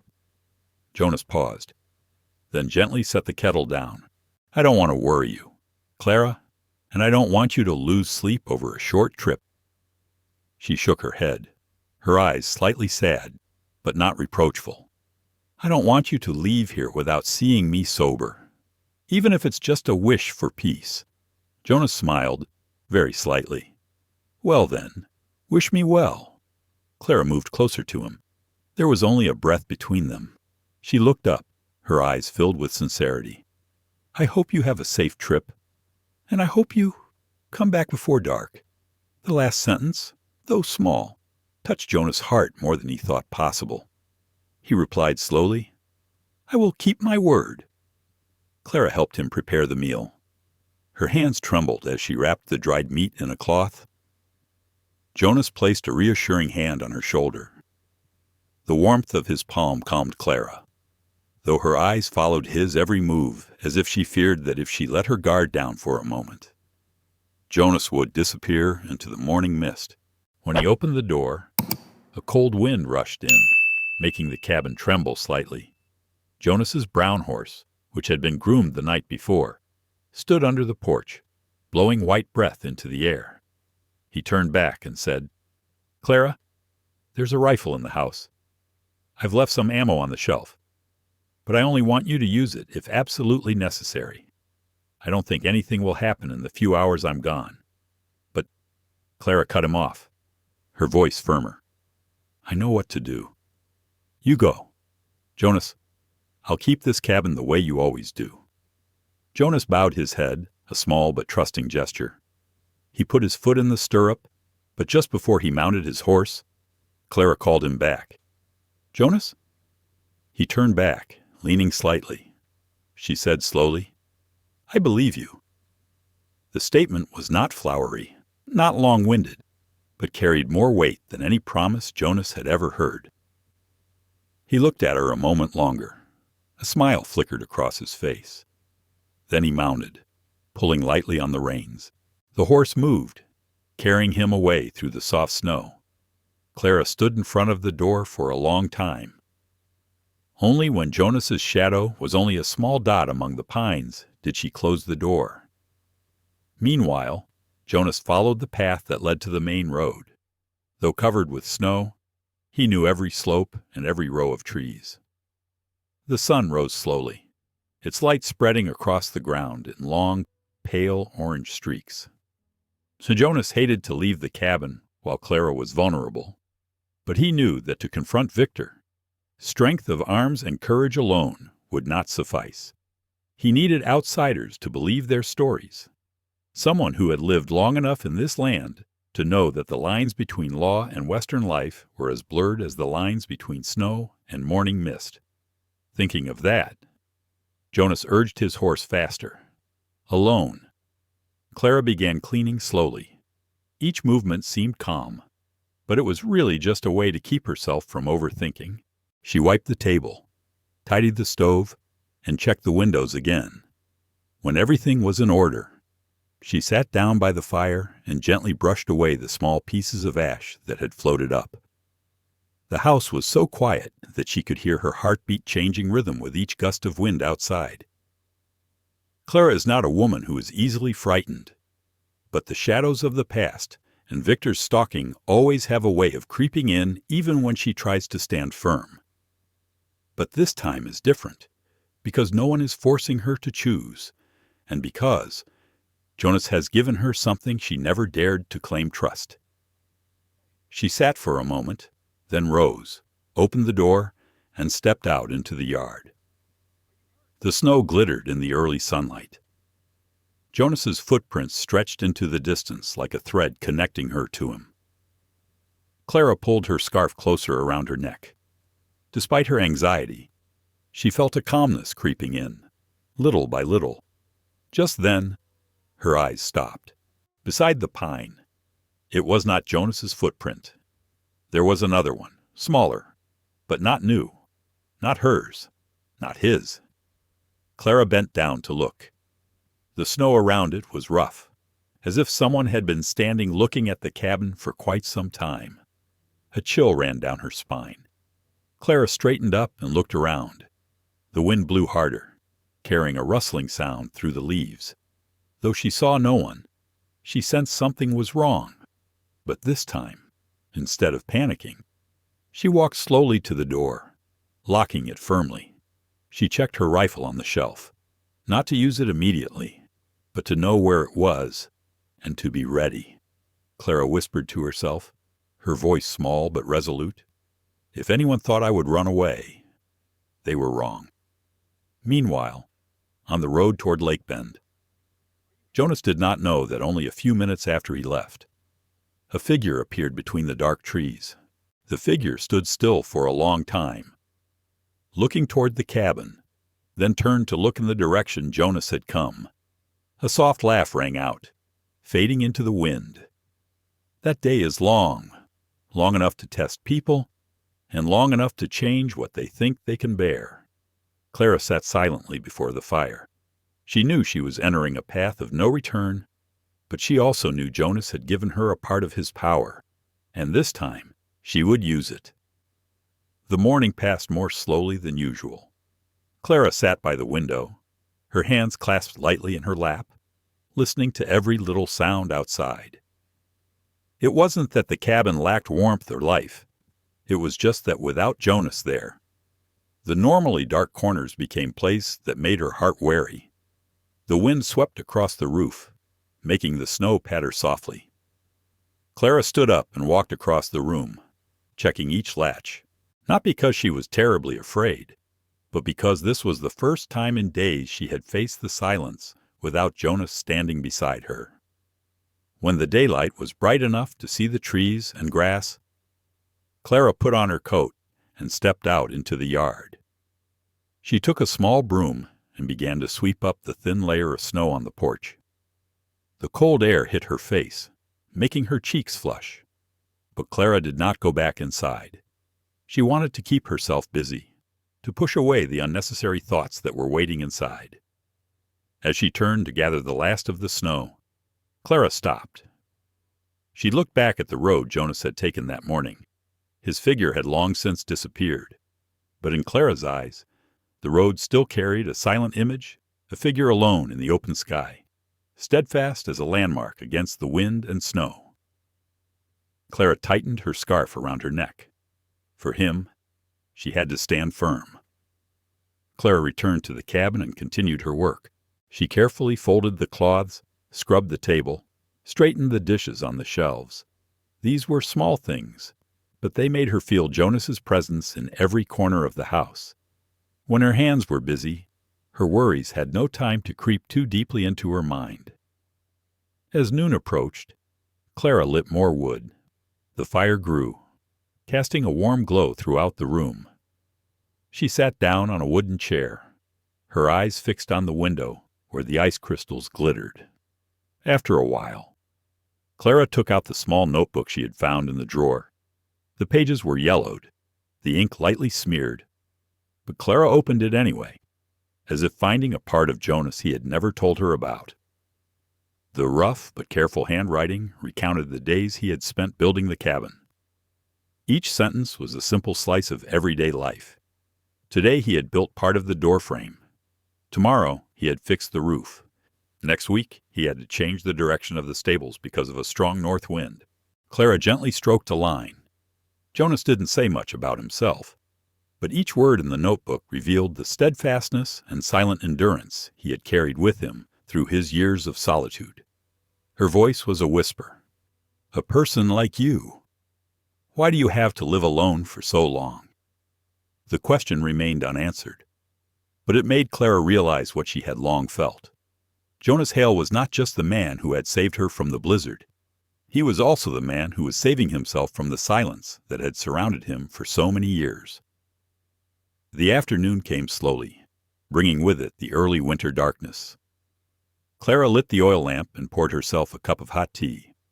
As she raised the cup to her lips, she felt the warmth of the tea spread through her chest, calming her a little, but that calm did not last long. A sudden noise came from behind the house. It wasn't loud, but it was enough to make Clara jump up. She put her teacup down on the table and ran to the window. The snow outside was still white. The trees weren't moving much, but the sound just now wasn't like the wind. She held her breath and listened some more. Nothing. Just the sound of her heart beating faster than normal. Clara took a deep breath, then slowly walked over to the rifle. She touched it, but didn't pick it up. She just felt it within reach. She whispered to herself, "Don't let fear decide for you." A while later, as darkness began to fall, Clara sat before the fire. The firelight cast a soft glow in her eyes. She tried to stay awake, for Jonas had said he would return before dark. But the sun had set, and he had not yet appeared. Clara tried to tell herself that Lake Bend was a long way from the cabin. The snowy road might slow Jonas down more than he intended, but the silence stretched so long that her chest began to ache with each breath. She stood up and walked back and forth in the small room like someone trying to find warmth within herself. About half an hour later, when the fire had died down, Clara suddenly heard the distant sound of horse hooves. The sound mingled with the wind, faint but clear. Her heart pounded. She ran to the door, but her hand stopped just short of the latch. She did not rush to open it. She stood close to the wood, listening. It grew clearer. A hoofbeat, a person, not hurried, not staggering, a steady, familiar gait. Clara opened the door slightly, letting in a cold breeze. She looked out into the dark courtyard. The silhouette on horseback slowly came into view. Seeing the familiar figure crouching low to avoid the wind, Clara let out a breath she hadn't realized she had been holding. Jonas. She opened the door wide, ignoring the cold wind blowing into the cabin. Jonas stopped his horse just before the porch steps. He took off his gloves, his breath coming out in white clouds. "I'm home, Clara." His voice was hoarse, more so than usual, from the long drive and the cold wind, but there was a safety in his tone that brought tears to Clara's eyes. She walked down the steps without hesitation, not caring about the cold biting into her skin. "Are you okay, Jonas? Is the road rough? I was worried." Jonas placed his hand on her shoulder, holding it gently. "I'm fine, and I promised you." Clara placed her hand on his, not to hold him back, but to make sure the person in front of him was real. Jonas looked into her eyes for a moment, longer than necessary.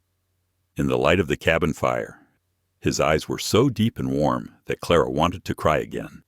She said, her voice small but full of emotion, "You're back. That's good." Jonas nodded slightly. "Yes, and I have something important to tell." When they entered the cabin, Jonas hung up his coat and sat down near the fire to ward off the chill. Clara put the kettle on, her hands shaking a little, but not from the cold. Jonas spoke slowly, his voice so even and low that Clara had to lean in to hear better. "I met Henry, and Victor wasn't just stalking you. He told a few people in town that you were a runaway, trying to take his property." Clara froze. She clutched the hem of her skirt to keep herself from shaking any further. Jonas continued. He used words that made people suspicious. Not everyone believed him, but enough to cause trouble if this continued. Clara looked at him. "So, what do we do?"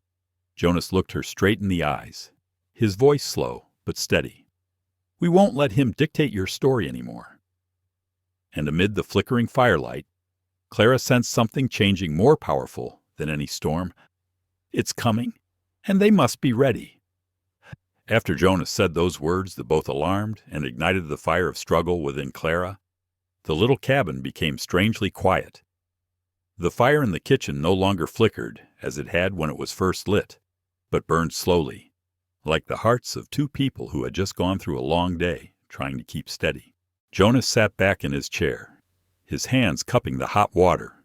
Steam rose and dissipated into the air, but the wrinkles on his forehead did not relax. Clara sat opposite, her hands on her knees. She remained calm, but her eyes were a whirlpool of thought. Clara spoke first, her voice slow and soft, as if choosing each word so as not to lose the composure she had just built. "Jonas, what you're saying, I want to hear it more clearly, piece by piece." Jonas put down his cup and looked into the fire as if he were gathering his words. After a moment, he turned back to look directly at Clara. "At Lake Bend, I met Henry first. He said he'd been hearing about Victor all morning. He'd gone to a few stores, told me she'd run away from him, taking the dowry he'd sent to pick her up from the train. He said she was two-faced, making up stories, and that he was just trying to reclaim what was his." Clara clenched her hands. She knew Victor wouldn't give up, but his making it so public made her feel like an invisible string was tightening around her chest. Jonas continued. "Henry said he spoke loudly, the kind of man who wanted the whole town to hear. Some people were skeptical, but others said nothing, and silence was sometimes more dangerous than accusations." Clara bowed her head. She knew that feeling better than anyone. Silence could be the worst weapon when it was on the side of those in power. Jonas softened his voice. "I told Henry exactly what had happened. I said she had no dowry, and she had not run away. I said I had brought her back to the cabin in the middle of the storm. Henry believed me, but he also said one thing." Clara looked up, nervous. "What is it?" Jonas paused, his eyes deepening as the firelight flickered. "If Victor wanted to make a scene, he wouldn't stop at just spreading rumors. He might try to legitimize his ownership of her, and if he did that in the middle of town, things would be very difficult for us." Clara gasped as if she had just been pulled out of water. "So, he really wants to turn me into an asset." Jonas nodded, "And he thinks he has that right." Clara closed her eyes, not from fear, but from an old, dull ache that rose up. She had spent her whole life being treated as a commodity to be traded. Victor was only the latest in a long line. But this time, she was not alone, Clara said, her voice trembling but steady. "Jonas, I don't want to run away anymore, but I also don't want to see you get into trouble because of me." Jonas did not answer immediately. He put the cup aside, propped his hands on his knees, and looked deeply into Clara's eyes. "Clara, I've been alone for many years, and the one thing I've learned in all those years is you can never find true peace if you let others dictate your life. I'm not doing this because I think you need help.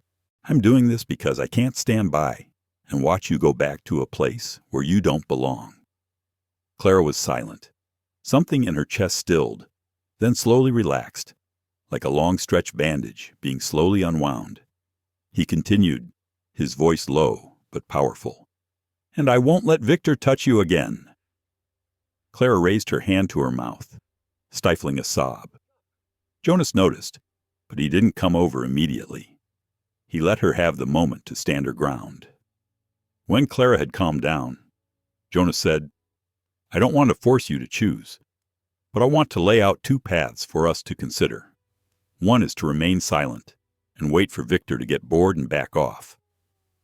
The other is to confront him before he does something that will cause things to spiral out of control." Clara looked at him without blinking. "Which do you think is better?" Jonas took a breath.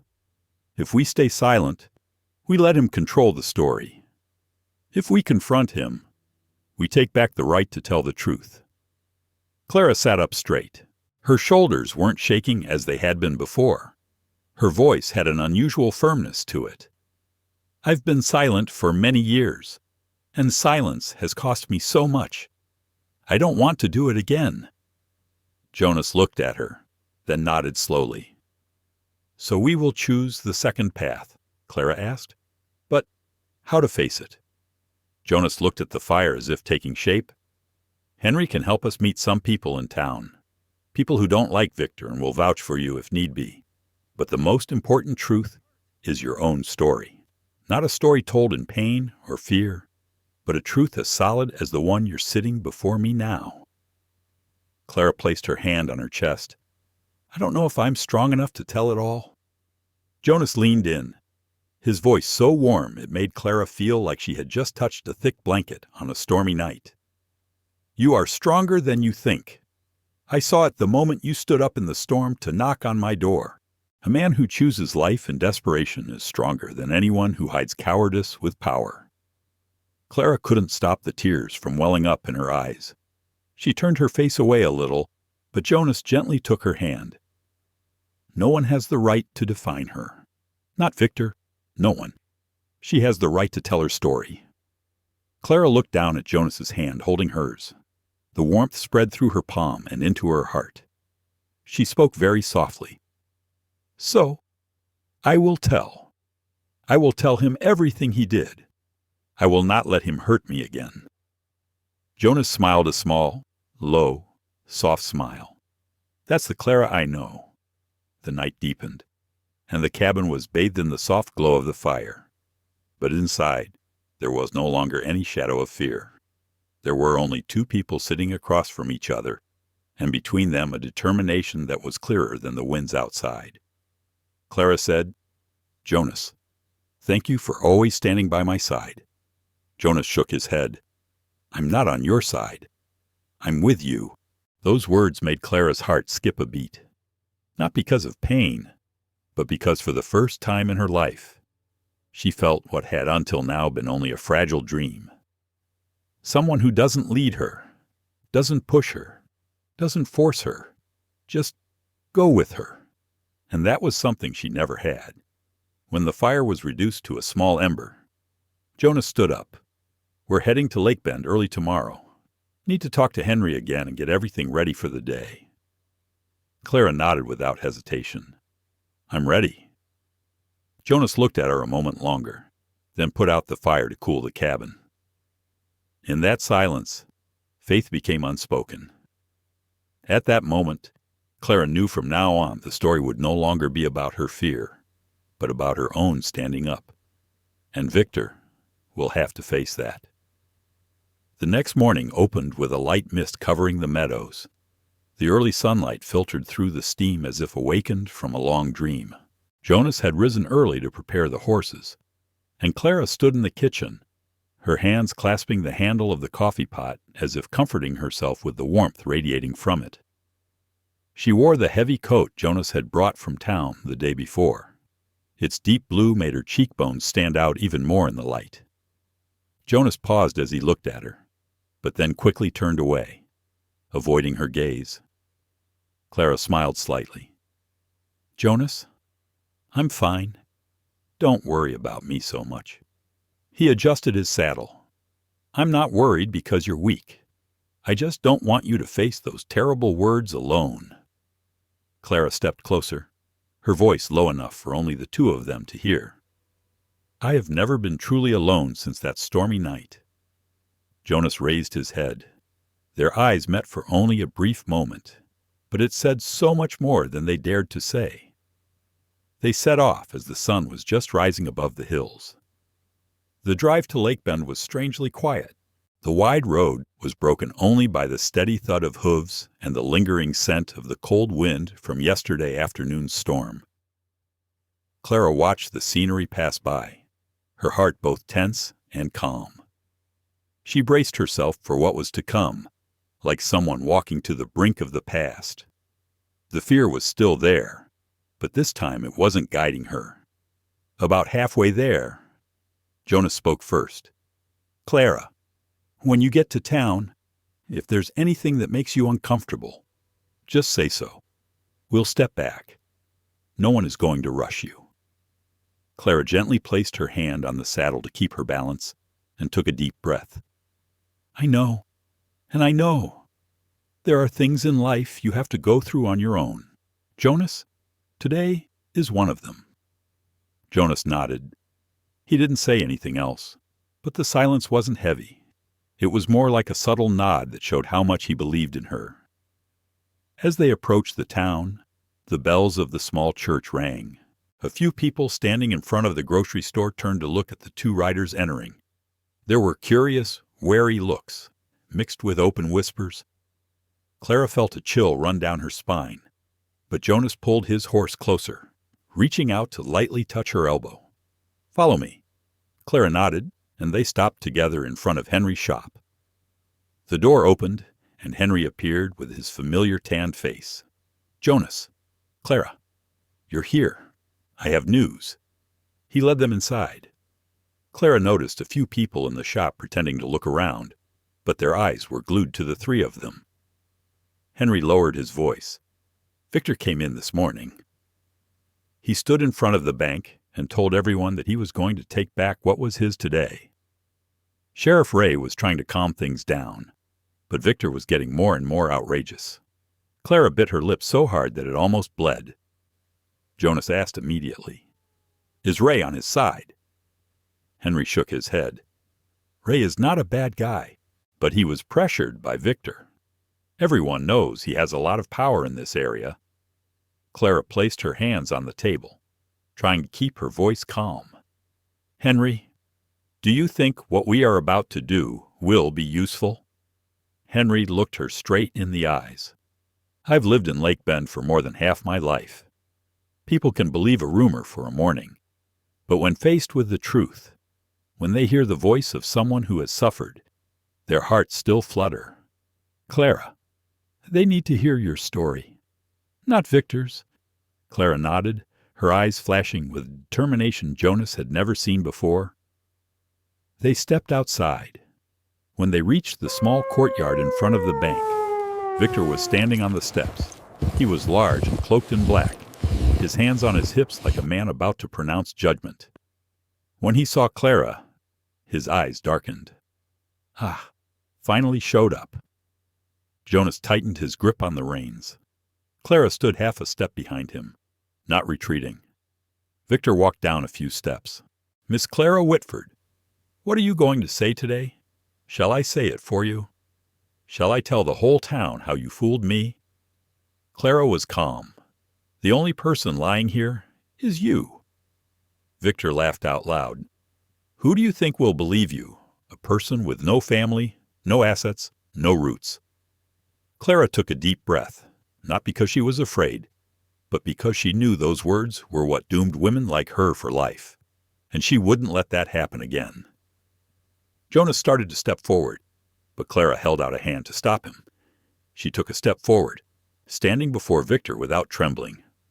I may not have a family, I may not have wealth, but I have the truth, and you only have power based on the fear of others.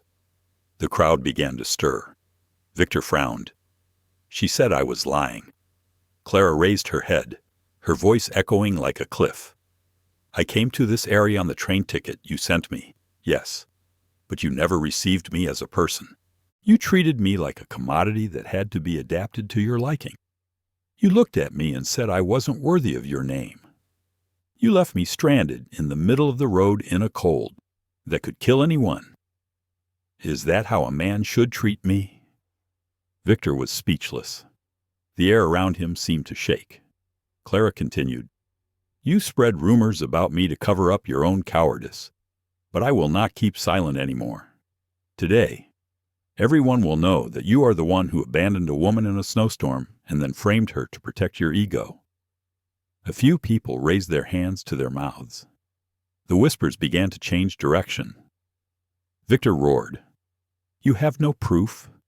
You have nothing to use against me, Clara replied slowly, enunciating each word. I have myself, and I have someone who saved me from death because of your actions. Jonas stepped forward, standing level with Clara. He didn't need to say much. His presence was proof enough. Sheriff Ray approached, his hand on his belt. I saw the letter you wrote to her. Victor. Henry gave me a copy he had kept. The signature, the ink, the handwriting. They all matched the other papers you signed. You said you were going to end the deal. Now you're saying otherwise. Victor turned pale. Ray continued, "Furthermore, it is illegal to persuade a woman to leave town by sending a letter impersonating her family." The crowd erupted in discontented murmurs. Victor Key sang Clara. She would regret it. Did she think someone like him could protect her? He was just a lonely man living in the middle of nowhere. Clara looked at him one last time, her voice soft but stronger than any shout. "I don't need anyone to own me to protect me. I just need the truth. And the truth today is not on your side." Victor said nothing more. He turned and walked away, the sound of his boots on the wooden steps like anger pouring out of him. When his figure disappeared around the corner, the yard in front of the bank seemed to lose a layer of air. Clara stood still. Her whole body was shaking, but not from fear. It was the feeling of a wound being opened for the last time, and then closed forever. Jonas put his hand on her back. "You did well." Clara turned, her eyes red but soft. "Jonas, I never thought I could do it," he said softly. "I always believe." That afternoon, the sun spread over Lake Bend like a thin layer of honey, warm enough to soften the tension left over from the morning. People slowly drifted out of the bank's courtyard, carrying their own accounts of what had happened. Some nodded to Clara, their eyes softer, less judgmental than usual. Henry gave them a proud look, and Ray walked more slowly than usual, as if crossing the border between two versions of the town. Jonas and Clara left the area when the noise had faded. They led their horses along the small path through the residential area. Clara remained silent, but her steps were steady. Something about her posture had changed. It was as if the afternoon wind had noticed and was blowing more gently. Jonas asked softly, "Are you okay?" Clara looked at the road ahead. I felt like I had just let out a breath I had been holding for years. I didn't know what to call this feeling, but it felt light. Jonas nodded. She did what few people dare to do. Not everyone has the strength to stand up to the person who hurt them and tell them the whole truth. Clara gave a thin smile. I thought I was exhausted. But strangely, that made me feel stronger. They continued walking in silence. Nearing the edge of town, the wind picked up, carrying the scent of pine and dry earth from the open fields outside. Jonas stopped and turned to her. "Clara, do you want to go back to the farm now, or do you want to rest for a while? Today is not a good day to go in a hurry." She looked at the rows of houses behind her, which had once made her feel lost, then looked at the vast grasslands before her. "Staying in town any longer would only tire me out. I wanted to go back to the farm. I could breathe easier there." Jonas nodded and helped her onto the horse. They left Lake Bend in silence, but it was the kind of silence that healed the soul. When they were about a mile from the farm, Clara spoke up. "Jonas, I want to ask you something." He tilted his head slightly. "Just say it. Why did you help me so much? From the night of the blizzard until today? You have no obligations." Jonas pulled back on the reins. The horse slowed to a walk, almost a walk. "I think I've lived a quiet life most of the time. Some people thrive on noise, some thrive on space. I'm in the latter group. But when I saw her standing at my door that night, I knew my life was not all about what I was used to. She came into my life when I didn't know what I needed." Clara bowed her head, her heart touching a soft area that she had closed for a long time. His answer was just like him. It was so real that it was hard to avoid. Jonas smiled slightly. "And you? Have you found anything for yourself?" Clara looked toward the horizon, where the dark green mountains stood out in the afternoon sun. "I found something I didn't know existed anymore. A place where I could stand without fear of being pushed down. Someone who could see me without judgment. And a life that I wanted a chance to start again. Jonas tightened his grip on the reins, looking straight ahead to hide the wavering in his eyes. When they reached the porch, Clara dismounted first and took in the scent of dry wood and smoke lingering under the porch roof. Somehow, this place had become a part of her, like the coat draped over her shoulders. In the kitchen, Jonas lit the fire. Clara poured water into the pitcher, her hands still shaking slightly from all the events that had happened since this morning. But strangely, in her trembling, she felt fine, like a tree that has been through a storm, but its roots are not shaken. Jonas was silent for a long time and then spoke. "Clara, there's something I've been meaning to ask for a long time, but I'm not sure I have the right to ask." She looked up. "Just say it." Jonas placed his hand on the stovetop, his fingers tapping a rhythm unconsciously. "Do you want to leave this area? If you want to start over somewhere else, I'll help. Not take you right away. Just if you need to start somewhere without Victor." Clara looked at him longer than usual. "A very long time." "Jonas, I know this sounds strange, but I've never felt safer anywhere than I do here. Not because of the wooden walls or the porch, but because of you. This farm is the first place I've ever felt seen for who I am." Jonas stood still. The wind blowing through the crack in the door made the firelight sway slightly. "I'm afraid you chose to stay, just because you don't know where to go, or because you think you owe me something." Clara took another step toward him. "I don't owe you anything, but I have something to give you if you want it." Jonas frowned slightly, not understanding what she was saying. Clara took a deep breath. "I want to stay, but not just to live. I want to build a new life with you. Not right away, not tomorrow, but if someday you feel ready to have a family, I want to be part of that family." Jonas froze as if the wind had caught in his chest. He was speechless for several seconds. Clara looked down nervously, her words revealing more than she had intended. But then Jonas gently lifted her chin so she could look him in the eyes. "Clara, you don't have to wait for me to be ready. I've been ready for a long time. I just don't know if you want a life with me." Clara was speechless. Tears fell in a thin line, not because of pain, but because her heart had finally found its home. Jonas took her hand and placed it on his chest so she could feel the beat. "If you choose to stay, then we will start over together, peacefully, slowly, like the way spring comes to this land." Clara nodded, her eyes sparkling, her voice trembling like her breath. "I choose you.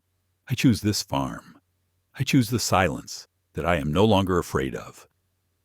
Jonas smiled slightly, a smile he rarely showed. "So we will build our house here, not just with wood and nails, but with the days ahead." The wind gently shook the eaves.